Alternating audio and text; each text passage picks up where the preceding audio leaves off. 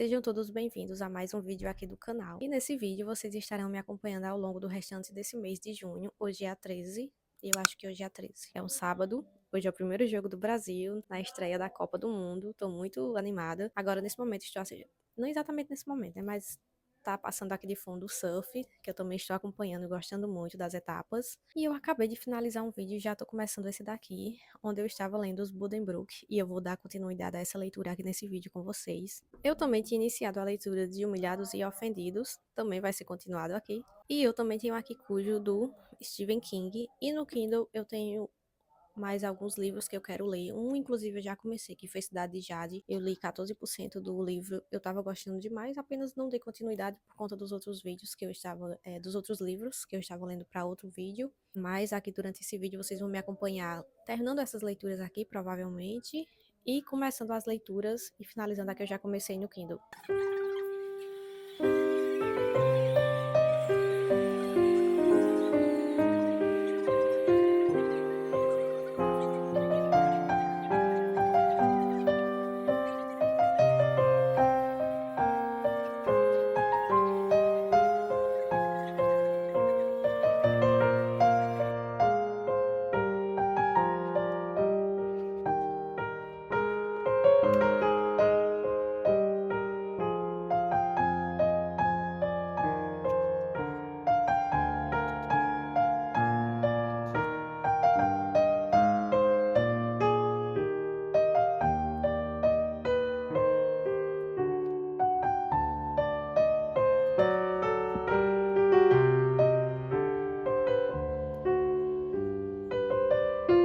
Oi, gente. Já fazem praticamente 2 semanas que eu comecei a gravar esse vídeo aqui pra vocês. Inclusive, eu já tinha pensado em desistir de postar esse vídeo e de continuar a gravação já por conta disso, porque a vida foi acontecendo e quando a vida acontece, às vezes ela tenta nos derrubar e mesmo quando a gente consegue vencer essas dificuldades, meio que ainda se sente sequelado, sabe? Mas eu reassistindo aqui o trechinho que eu já tinha gravado, deu aquele ânimo de continuar. Hoje é 23 de junho. Eu deixei um trecho para vocês da abertura do Brasil. O primeiro jogo do Brasil na Copa, né? Já teve o segundo. E amanhã, 24, já vai ter o terceiro jogo. Para vocês terem uma ideia de como o tempo já discorreu.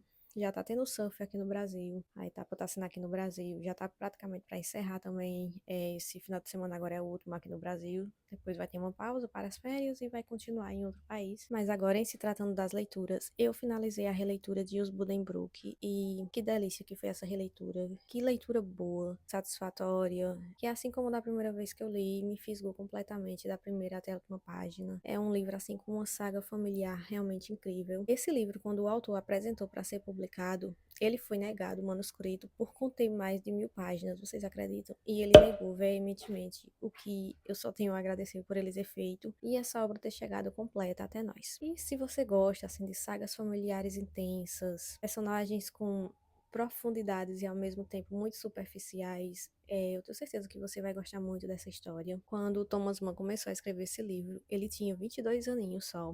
E é incrível o que ele conseguiu fazer aqui. Quando ele finalizou, tinha 25, e quando o livro foi efetivamente publicado em 1901, ele já tinha seus 26 anos. E esse livro rendeu para ele o Nobel em 1929 e é até hoje um dos livros mais lidos do autor, principalmente na Alemanha. E aqui a gente acompanha essa família, os Buddenbrook, acompanhamos 4 gerações dessa família.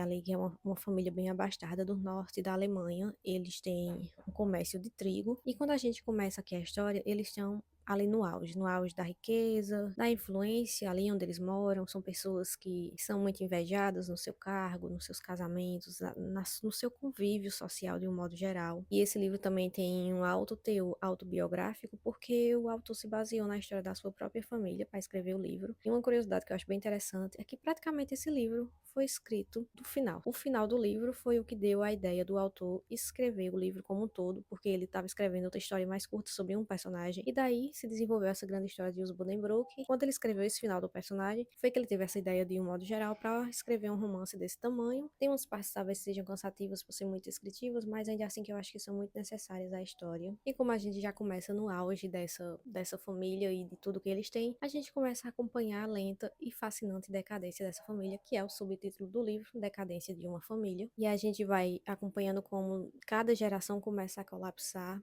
sobre o peso e as expectativas que se tem com eles com relação de dar continuidade ao nome da família e a essa firma, como eles sacrificam suas próprias vontades e desejos em prol de manter essa aparência de uma família bem-sucedida, como essa busca implacável pelo dinheiro e pelo status faz com que eles se auto-sacrifiquem seus sentimentos, seus desejos, seus sonhos e aspirações. E vemos também eles, alguns membros dessa família nas gerações futuras, desenvolvendo muita sensibilidade artística, psicológica muito forte, o que também é fortemente rechaçado, porque esse tipo de comportamento não combina com o que o comerciante precisa ser, com a maneira que ele precisa se impor no mercado e na vida, no seu cotidiano e na empresa. E é uma história muito fascinante, do começo ao fim, nos mantém interessado nelas e assim passa rápido, sabe? Apesar de ser um livro de 700 páginas, essa edição da Companhia das Letras, e aqui a gente tem no final um pós-fácil muito bom do Helmut Galli. Eu não tenho certeza se essa é a pronúncia do nome dele, também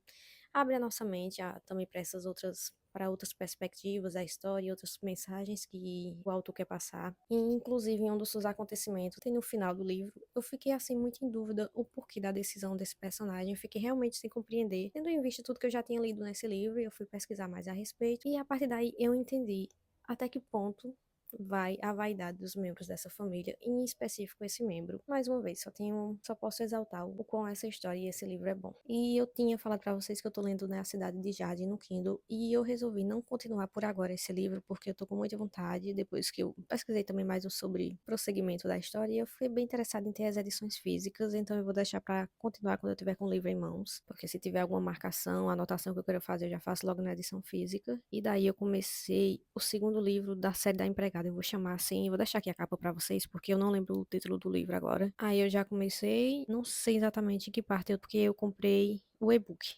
Na Book Friday ele ficou numa promoção de R$ 12, eu já achei um preço muito bom, já ia comprar de qualquer maneira. Tinha mais um desconto para quem era assinante do Kindle Unlimited, e aí ele ficou por R$ 8, o que eu achei melhor ainda. E daí eu já dei continuidade à história, porque eu já tinha lido A Empregada. E, inclusive, eu tenho o e-book também, mas como o box estava num preço bom, resolvi ter também mais essa edição. Aí é o que eu vou continuar basicamente no dia de hoje, na terça-feira. Talvez eu pegue também, não sei, Cujo para ler.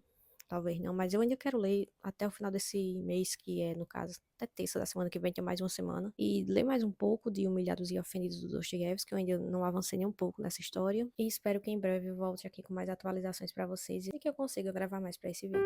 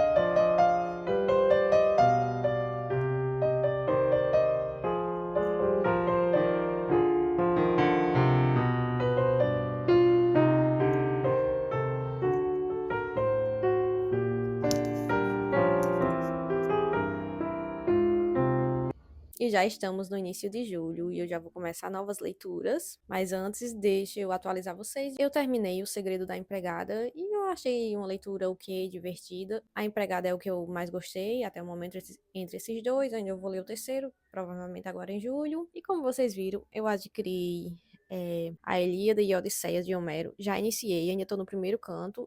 Toda essa parte aqui é a introdução do livro, que eu só vou ler no final da leitura, porque tem spoilers aqui. Todos os livros já Penguin, eu acho que a introdução contém coisas sobre a história que acabam sendo spoilers, se você não conhece, apesar que dessa história aqui, né, hoje em dia ela já ser bem popular, tem muita coisa que eu não sei, então eu achei melhor deixar para ler a introdução no final do livro, e a verdade é que eu não tenho muito ainda o que dizer da história, estou bem no início. E quanto a Humilhados e Ofendidos, eu cheguei na segunda parte do livro, que é a página 105 a 107. E essa primeira parte do livro, a gente acompanha esse narrador protagonista da história procurando um apartamento para alugar. Ele também é um escritor. O primeiro lançamento do livro dele causou um grande burburinho, assim como o próprio primeiro livro do Dostoiévski. Só que depois desse primeiro livro, as coisas acabaram não continuando da maneira que ele esperava. E logo no início dessa história, ele se depara com essa cena, que é desse senhor e o seu cachorro também já idosos. Essa cena acaba marcando o personagem, causando uma grande impressão nele. E até o momento permanece esse mistério do porquê dessa impressão. Daí ele começa a contar a história da vida dele, sobre o casal que criou ele, porque ele era órfão, e esse casal tem uma filha, por quem futuramente ele acaba se apaixonando, e ela aparentemente corresponde a esse sentimento. Mas aí uma coisa acontece que desestabiliza tanto os pais dela como ele mesmo. E daí vamos acompanhando essa narrativa melancólica, sombria, numa São Petersburgo fria, cheia de neve e neblina, assim como tem sido até agora os outros livros do autor. E estamos seguindo aqui esse personagem para tentar entender um pouco mais da história dele e de alguns acontecimentos que ainda não foram esclarecidos. E acabou que eu não consegui fazer tantas atualizações aqui no vídeo como eu gostaria, mas eu espero que vocês tenham gostado do vídeo até aqui. Muito obrigada a você que permaneceu até aqui o final desse vídeo e eu espero te encontrar no meu próximo vídeo.